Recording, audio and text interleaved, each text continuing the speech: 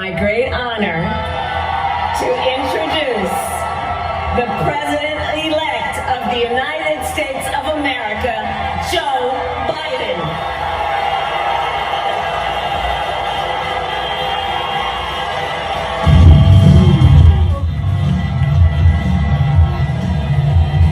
Joe.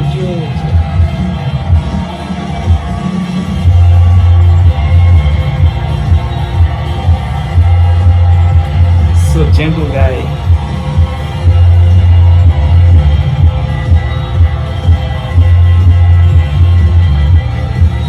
Born gentle guy.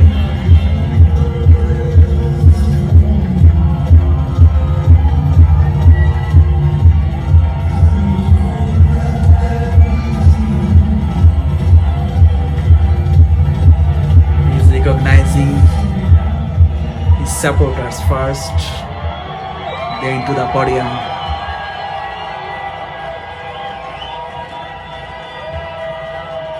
Hello, my fellow Americans, and the people who brought me the dance, Delawareans. I see my buddy Senator Tom Carper down there, and I think Senator Coons is there, and I think the governor's around. Is that Ruth Ann? And that former Governor Ruth Ann Minner. Most importantly, my sisters-in-law, my sister Valerie. Anyway. He's recognizing everybody. Folks, The leaders the people of this nation have spoken. They've delivered us a clear victory, a convincing victory, a victory for we the people. We've won with the most votes ever cast on a presidential ticket in the history of the nation. 74 million. 74 million. I must admit it surprised me. Tonight, we're seeing all over this nation, all cities and all parts of the country, indeed across the world, an outpouring of joy, of hope, renewed faith in tomorrow. Bring a better day. And I'm humbled by the trust and confidence you placed in me. I pledge to be a president who seeks not to divide, but unify. Who doesn't see red states and blue states, only sees the United States. Yeah. No red all state, my no blue heart, state, only United with the States. confidence of the whole people, to win the confidence of all of you. And for that is what America, I believe, is about. It's about people. And that's what our administration will be all about.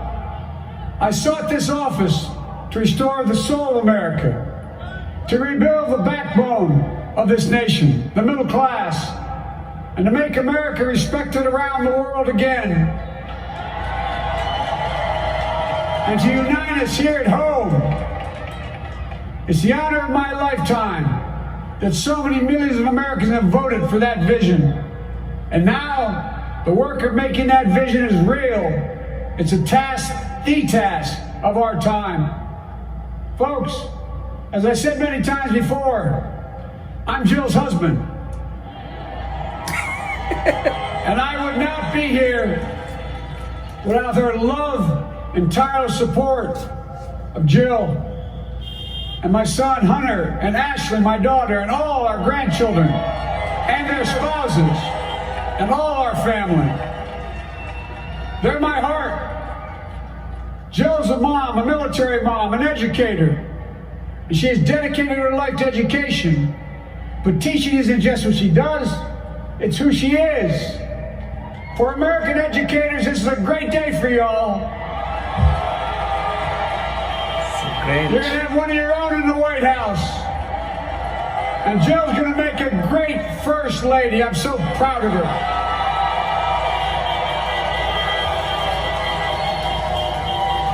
Well, I'll have the honor of serving with the fantastic Vice President you just heard from, Kamala Harris,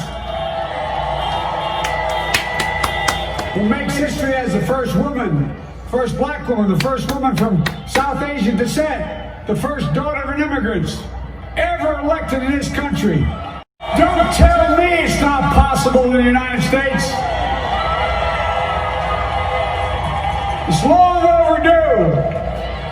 And we're reminded tonight of those who fought so hard for so many years to make this happen.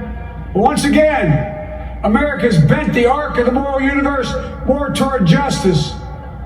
Kamala, Doug, like it or not, your family, you become an honorary Biden, there's no way out. All those of you who volunteered and worked the polls in the middle of this pandemic, local elected officials, you deserve a special thanks from the entire nation. And to my campaign team and all the volunteers and all who gave so much of themselves to make this moment possible, I owe you. I owe you. I owe you everything. And all those who supported us, I'm proud of the campaign we built and ran. I'm proud of the coalition we put together. The broadest and most diverse coalition in history. Democrats, Republicans, Independents, progressives, moderates, conservatives, young, old, urban, suburban, rural, gay, straight, transgender, white, Latino, Asian, Native American. I mean it, especially in those moments, and especially those moments when this campaign was at its lowest ebb. The African American community stood up again for me. You've always had my back, and I'll have yours. I said at the outset, I wanted to represent this campaign to represent and look like America. We've done that. Now that's what I want the administration to look like and act like. For all those of you who voted for President Trump, I understand the disappointment tonight. I've lost a couple times myself, but now let's give each other a chance. It's time to put away the harsh rhetoric, lower the temperature, see each other again, listen to each other again. And to make progress, we have to stop treating our opponents as our enemies. They are not our enemies, they are Americans. They're Americans. The Bible tells us, to everything there is a season, a time to build, a time to reap and a time to sow, and a time to heal. This is the time to heal in America.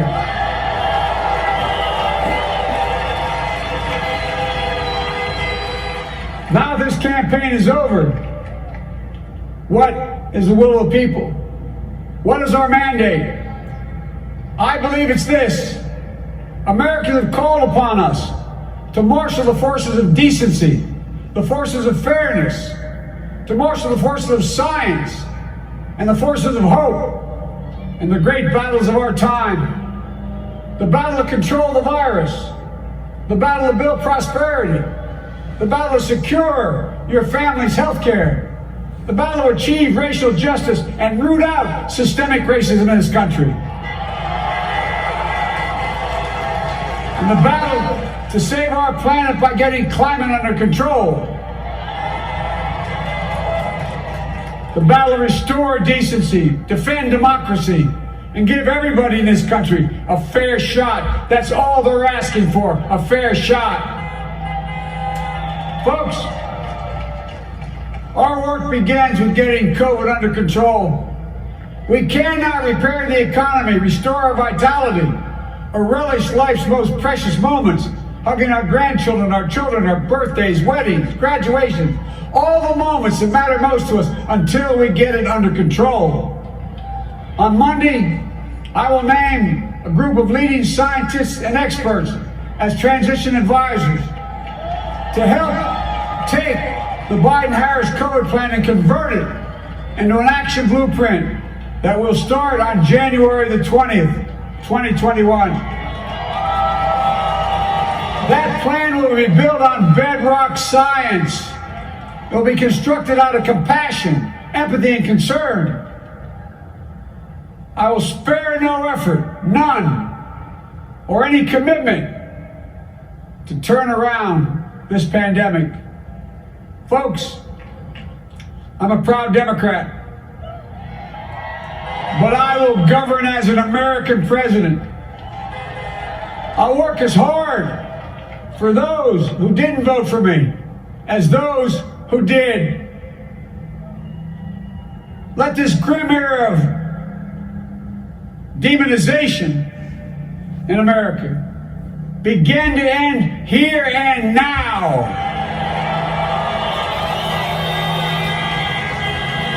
The refusal of Democrats and Republicans to cooperate with one another, it's not some mysterious force beyond our control. It's a decision, a choice we make. And if we can decide not to cooperate, then we can decide to cooperate. And I believe that this is part of the mandate given to us from the American people.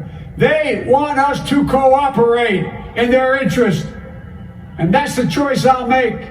And I'll call on Congress, Democrats and Republicans alike, to make that choice with me. The American story is about slow yet steadily widening the opportunities in America. And make no mistake, too many dreams have been deferred for too long. We must make the promise of the country real for everybody, no matter their race, their ethnicity, their faith, their identity, or their disability. Folks, America has always been shaped by inflection points, by moments in time where we've made hard decisions about who we are and what we want to be. Lincoln in 1860, coming to save the Union. FDR in 1932, promising a beleaguered country a new deal. JFK in 1960, pledging a new frontier. And 12 years ago, when Barack Obama made history, he told us, yes, we can. Yes, we can. Well, folks, we stand at an inflection point. We have an opportunity to defeat despair, to build a nation of prosperity and purpose. We can do it. I know we can. I've long talked about the battle for the soul of America. We must restore the soul of America. Our nation is shaped by the constant battle between our better angels and our darkest impulses. And what presidents say in this battle matters. It's time for our better angels to prevail. Tonight, the whole world is watching America. And I believe at our best, America is a beacon for the globe. We will lead not only by the example of our power, but by the power of our example.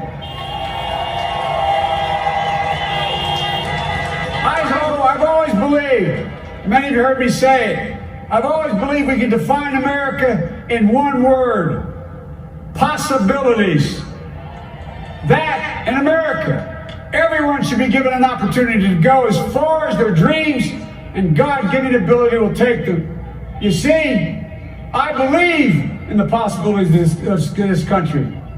We're always looking ahead to an America that's freer and more just, ahead to an America that creates jobs with dignity and respect, ahead of an America that cures diseases like cancer and Alzheimer's, ahead to an America that never leaves anyone behind, ahead of an America that never gives up, never gives in. This is a great nation. It's always been a bad bet to bet against America. We're good people. This is the United States of America. And there's never been anything we've been not able to do when we've done it together. Folks, in the last days of the campaign, I began thinking about a hymn that means a lot to me and my family, particularly my deceased son, Bo. It captures the faith that sustains me and which I believe sustains America. And I hope it can provide some comfort and solace to 230,000 Americans who've lost a loved one to this terrible virus this year. My heart goes out to each and every one of you. Hopefully this hymn gives you solace as well. It goes like this. and he will raise you up on eagle's wings, bear you on the breath of dawn, and make you to shine like the sun, and hold you in the palm of his hand. And now together, on eagle's wings, we embark on the work that God and history have called upon us to do, with full hearts and steady hands, with faith in America and in each other, with love of country, a thirst for justice. Let us be the nation that we know we can be, a nation united, a nation strengthened, a nation healed. The United States of America, ladies and gentlemen, there's never been anything we've tried we've not been able to do. So remember, as my grandpapa, our grandpapa, said when I walked out of his home when I was a kid up in Scranton, he said, "Joey, keep the faith." And our grandmother, when she was alive, she yelled, "No, Joey, spread it. Spread the faith." God love you all. May God bless America, and may God